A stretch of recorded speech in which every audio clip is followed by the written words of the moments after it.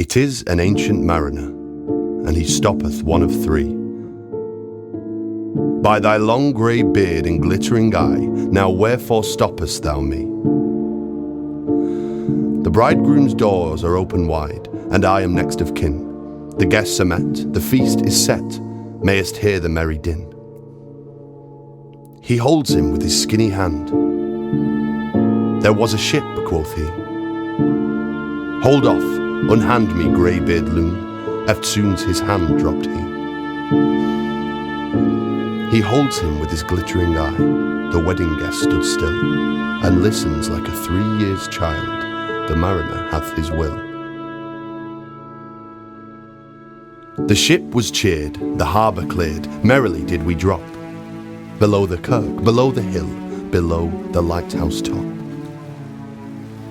The sun came up upon the left, out of sea came he, and he shone bright, and on the right went down into the sea.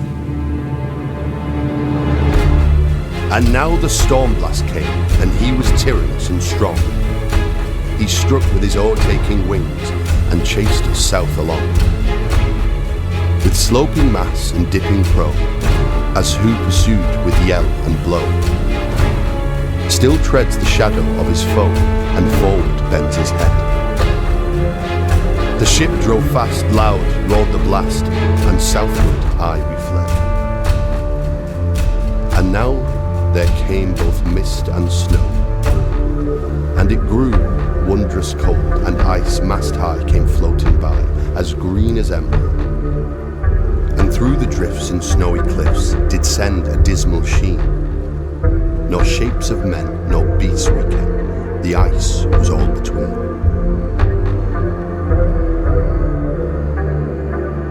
The ice was here, the ice was there, the ice was all around. It cracked and growled and roared and howled like noises in a swound. At length did cross an albatross, thorough the fog it came. It ate the food it ne'er had eat, and round it flew. The ice did split with a thunder fit, the helmsman steered us through. And a good south wind sprung up behind, the albatross did follow, and every day for food or play it came to the mariner's hollow. In mist or cloud, on mast or shroud, it perched for vespers nigh, whiles all the night through fog smoke white glimmered the white moon shine. God save thee, ancient mariner, from the friends that plague thee thus. Why lookest thou so? With my crossbow I shot the albatross.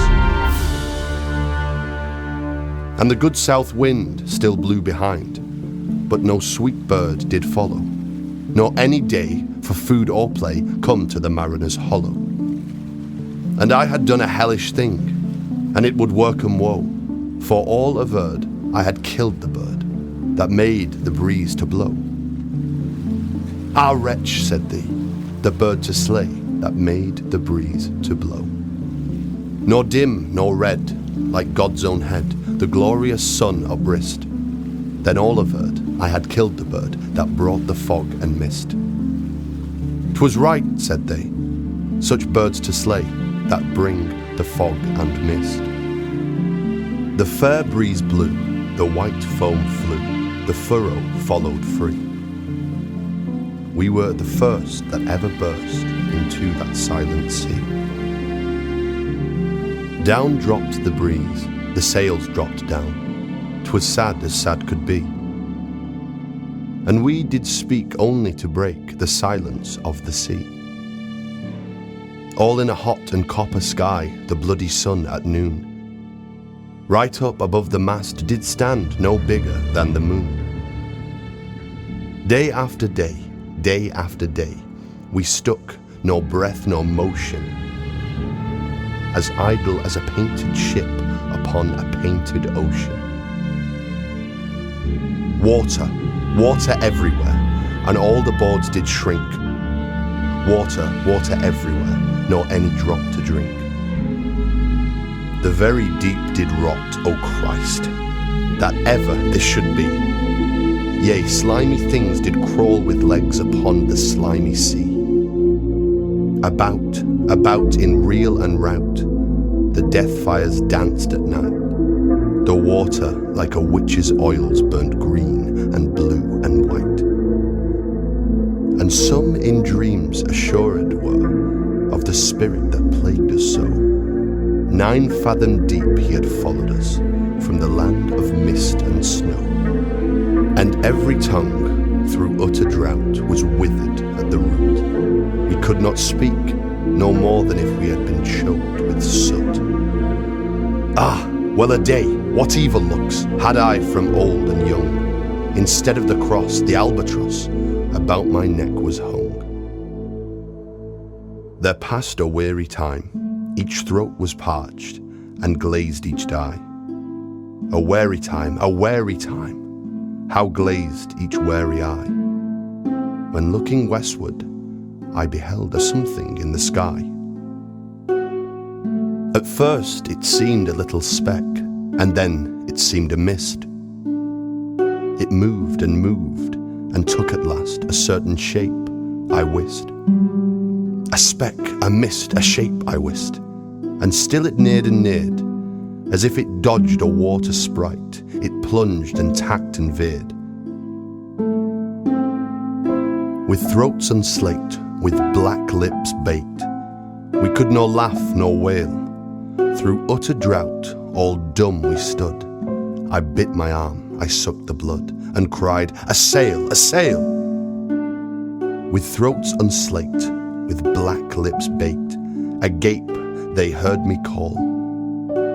Gramercy, they for joy did grin, and all at once their breath drew in, as they were drinking all.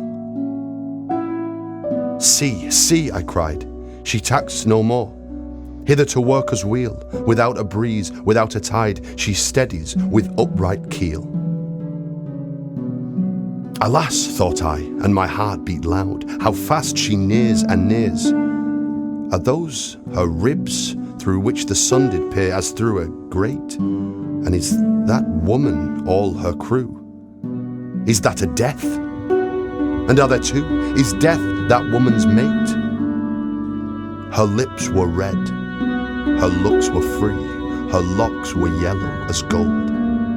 Her skin was white as leprosy. The nightmare, life in death, was she who thicks man's blood with cold. The naked hulk alongside came, and the twain were casting dice. The game is done, I've won, quoth she, and whistles thrice. The sun's rim dips, the stars rush out. At one stride comes the dark. With far-heard whisper o'er the sea, off shot the spectre bark. And stifled words of groans and pain mixed on each murmuring lip. We looked round and we looked up, and fear at our hearts as a cup the lifeblood seemed to sip. One after one, by the star-dogged moon, too quick for groan or sigh, each turned his face with a ghastly pang, and cursed me with his eye. 4 times 50 living men, and I heard nor sigh nor groan. With heavy thump, a lifeless lump, they dropped down one by one. The souls did from their bodies fly, they fled to bliss or woe, and every soul it passed me by like the whiz of my crossbow. I fear thee, ancient mariner, I fear thy skinny hand, and thou art long and lank and brown as the ribbed sea sand. I fear thee, and thy glittering eye, and thy skinny hand so brown. Fear not, thou wedding guest, this body drop not down. Alone, alone, all alone. Alone on a wide, wide sea. And never a saint took pity on my soul in agony. The many men, so beautiful, and they all dead did lie, and 1,000 slimy things lived on, and so did I. I looked upon the rotting sea, and drew my eyes away, I looked upon the rotting deck, and there the dead men lay. An orphan's curse would drag to hell a spirit from on high, but oh, more horrible than that is the curse in a dead man's eye. 7 days, 7 nights I saw that curse, and yet I could not die. Charmed water burnt away, and still an awful red. Beyond the shadow of the ship I watched the water snakes. They moved in tracks of shining white, and when they reared, the elfish light fell off in hoary flakes. Within the shadow of the ship I watched their rich attire, blue, glossy green, and velvet black. They coiled and swam, and every track was a flash of golden fire. Oh, happy living things! No tongue their beauty might declare. A spring of love gushed from my heart, and I blessed them unaware. Sure, my kind saint took pity on me, and I blessed them unaware. The self-same moment I could pray, and from my neck so free the albatross fell off and sank like lead into the sea. Oh, sleep, it is a gentle thing, beloved from pole to pole. To Mary Queen the praise be given, she sent the gentle sleep from heaven that slid into my soul. The silly buckets on the deck that had so long remained, I dreamt that they were filled with dew. When I woke, it rained. My lips were wet, my throat was cold, my garments were all damp. Sure, I had drunken in my dreams, and still my body drank. And soon I heard a roaring wind, it did not come anear, but with its sound it shook the sails that were so thin and sere. The loud wind never reached the ship, yet now the ship moved on. Beneath the lightning and the moon, the dead men gave a groan. They groaned, they stirred, they all uprose, nor spake, nor moved their eyes. It had been strange, even in a dream, to have seen those dead men rise. The helmsman steered, the ship moved on, yet never a breeze up blew. The mariners all gan work the ropes, where they were wont to do. They raised their limbs like lifeless tools. We were a ghastly crew. The body of my brother's son stood by me, knee to knee. The body and I pulled at one rope, but he said naught to me. For when it dawned, they dropped their arm and clustered round the mast. Sweet sounds rose through their mouths and from their bodies passed. Around, around flew each sweet sound, then darted to the sun. Slowly the sounds came back again, now mixed, now one by one. Sometimes a dropping from the sky, I heard the skylark sing. Sometimes all little birds that are, how they seem to fill the sea and air with their sweet jargoning. Till noon we quietly sailed on, yet never a breeze did breathe. Slowly and smoothly went the ship, moved onward from beneath. Under the keel 9 fathoms deep, from the land of mist and snow, the spirit slid, and it was he that made the ship to go. The sails at noon left off their tune, and the ship stood still also. The sun right up above the mast had fixed her to the ocean. But in a minute she 'gan stir, with a short uneasy motion. Backwards and forwards half her length, with a short uneasy motion.